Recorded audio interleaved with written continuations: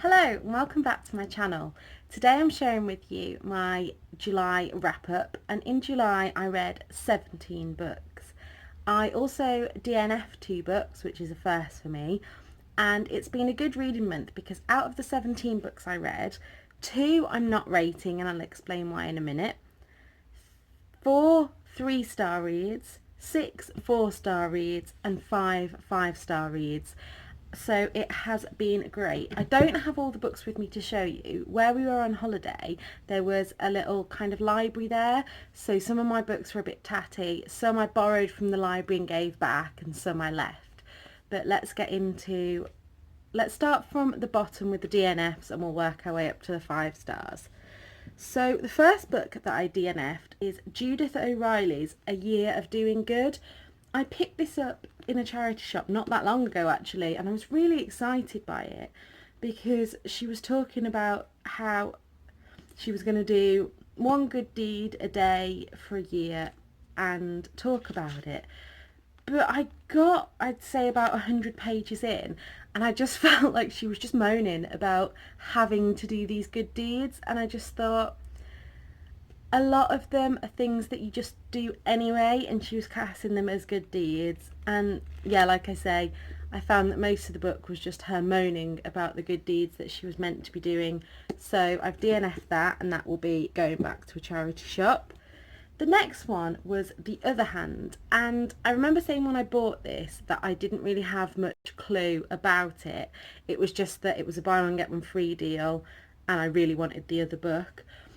It's a story of 2 women, and it's got such promise in it that there is a girl from Africa that is in a detention centre, and she knows of somebody in England somewhere, but I just found it really hard to read. It was the way it was written, not the content, and I didn't want to pick it up. So after, again, about 100 pages, I DNF'd this book. The next 2 I have decided not to rate because they are people's stories about dealing with ill health and things. And one, right, so first of all, I read A Funny Thing Happened on the Way to Chemo, and this is by Elena von Hirsch. And I don't know how to put this without sounding horrible to this lady, but I found her very, I don't want to use the word privileged, but quite posh, and she was having private treatment, and a lot of the things I don't know, I think I expected it to be a different story than what it was, and I didn't enjoy reading that. And the second one that I've decided not to rate is Old Before My Time by Hayley O'Keens. Now, Hayley O'Keens is a little girl that unfortunately died when she was 17 from the rare disease progeria. Now, Hayley's part of this story I absolutely loved. It was lovely to hear almost the things that she was moaning about. She was 13, I think, when this book was written, and she's just like a typical 13-year-old. However, I couldn't warm to her mum and the way that her mum wrote about things. So I have actually purchased Hayley's second book, which is written just by Hayley, but again, in respect to the family, I won't be rating that book. Next, on to my 3-star books. First one I read was Maggie O'Farrell's Instructions for a Heatwave. This book was good. I thought the ending was a little bit weak. Yeah, it was good. It was a good read, but it just wasn't one. I think my 3-star reads I tend to enjoy, but they're not ones that I'm like, oh, I need to read that again, or oh my god, that was so good. So that was a 3-star. I then reread Skellig, which I read years ago at school, and I got into a conversation on Facebook with someone about how weird it was, and when I saw it in the charity shop, I just had to reread it. Again, enjoyed it. Oh, I forgot to say, this one I'm going to be donating to a charity shop, but this one I think I'm going to keep because it's one that I think every few years I'll think, what was that Skellig about, and then want to read it. My last 3-star read was Radical Self-Love by Gala Darling. I skipped a couple of chapters of this. It's about manifesting, which is something that I want to read more into. And there were quite a few quotes in here that I was just like, yes, I love that. But on the whole, I thought I just didn't think it was that good. Like I say, there are bits that I love, and I love this quote from Carl W. I can't say his surname, and it says, "They may forget what you said, but they will never forget how you made them feel." And for me, working in the NHS, I just thought that was a brilliant quote. But a lot of the stuff in here, I just thought was rubbish. Sorry, Gala, I just have to say it. So my phone died, but I am back, and I'm moving on to the 4-star reads. Now, the first two I don't actually have physical copies, but I will try and put a picture up here while I'm talking. Ta-da! That'll be funny if that didn't work, won't it? So I read these books and then I left them at my hotels, like borrowing library. The first one was Still Me by Jojo Moyes. Now, I read Me Before You and I enjoyed the film more, and I wasn't sure whether it was Jojo Moyes' writing style that I wasn't keen on. I then read After You, which I thought was terrible. It was slow. I didn't really like how it went. And so for ages I put off reading Still Me because I didn't think I liked Jojo Moyes' writing style, and I didn't think I liked that series. But I kind of felt invested in Louisa Clark, so I wanted to read it. And I did, and I quite liked it, so I gave it a 4-star. I'm going to possibly try out more Jojo Moyes books in the future, so if you've got any recommendations on her books, let me know. But basically, Louisa's moved to New York, Nathan's in it, and now I've seen the film, all I can think of is that Nathan. And the Bumblebee tights do get a mention, so I was very happy with that. The next book that I read was 9 Perfect Strangers by Leanne Moriarty. Again, I'll try and put the picture here. I was a little bit disappointed in it, but I think it was just that I hyped it up after Big Little Lies, which I also read this month. I wouldn't call it a thriller. The twist in it wasn't brilliant, but I enjoyed the book as a book, if that makes sense. So I kind of enjoyed the way it was written, and I enjoyed all the different characters' perspectives.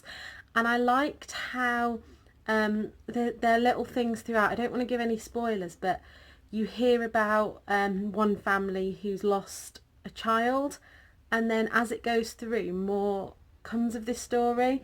I think that's all I can really say without giving too much away. But yeah, I gave that a 4-star. But yeah, I don't think I'd class that as a thriller. A reread this month is This Is Gonna Hurt by Adam Kay. I didn't intend to reread this, but we got stuck in the airport for nearly 4 hours waiting to come back, and my husband had this to read because he hadn't read it before, so I reread it.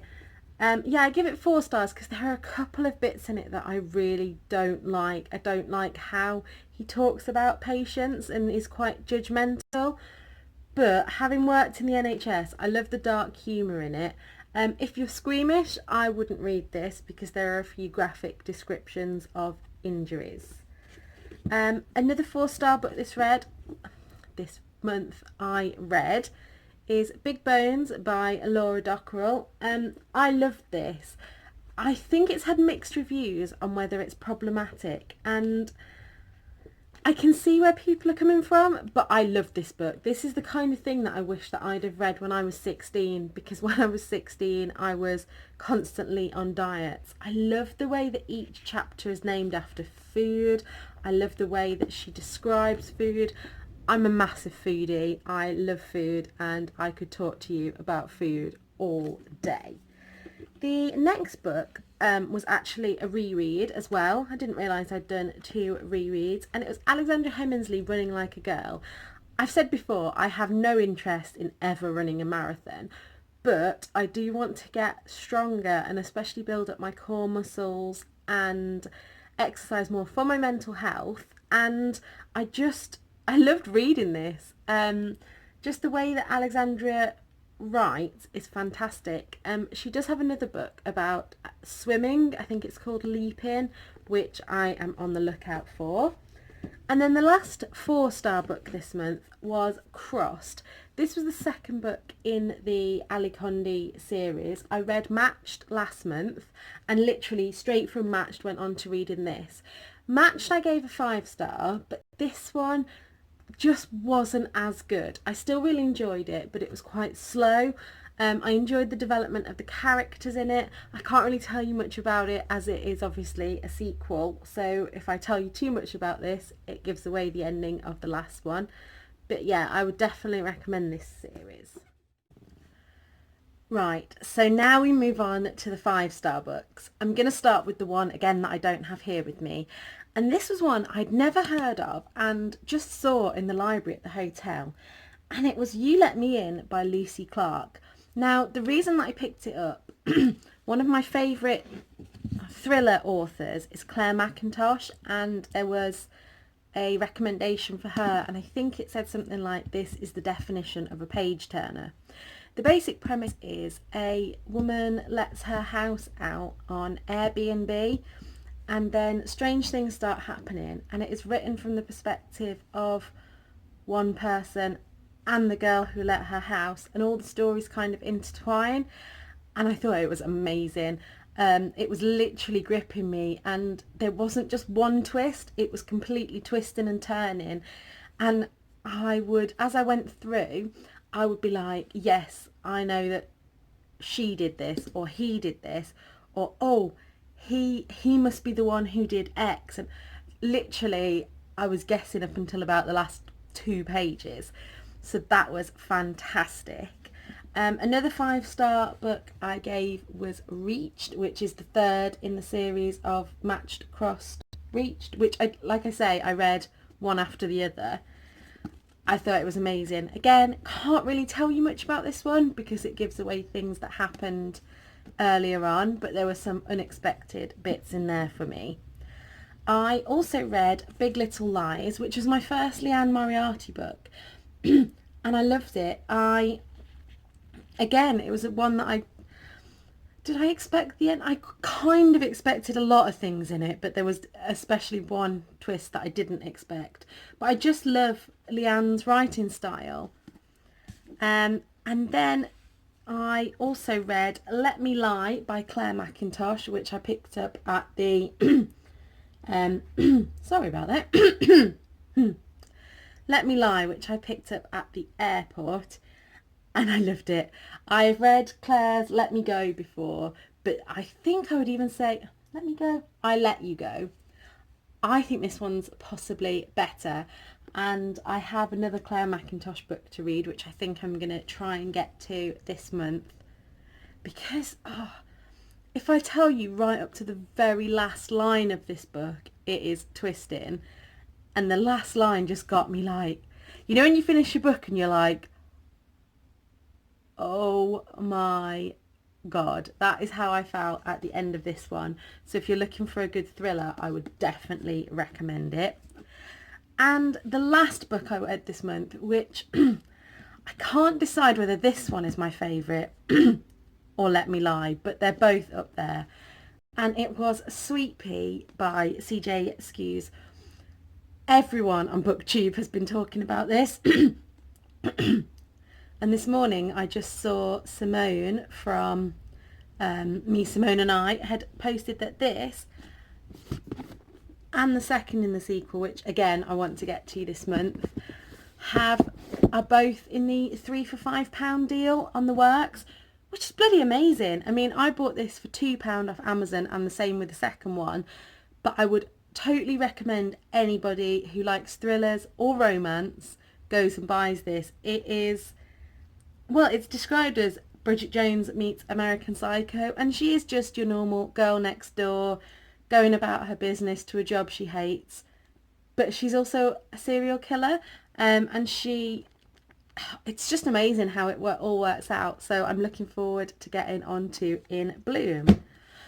So there we go. That is everything that I read in July. I am back at work now as of yesterday, so I don't expect my wrap-ups to be quite this long going forward, but I had given myself the challenge of reading 52 books this year. It started as 25, but by the time I'd met that I put it up to 52, and I think I'm on 49 books for the year, so I'm really happy about that. I'll try and put all my social links down below, my Goodreads, my Twitter, and I would be appreciative if you like and subscribe to this video. I make new videos at least once a week. At the moment it's been twice a week, and I would like to see you in my next one. Bye!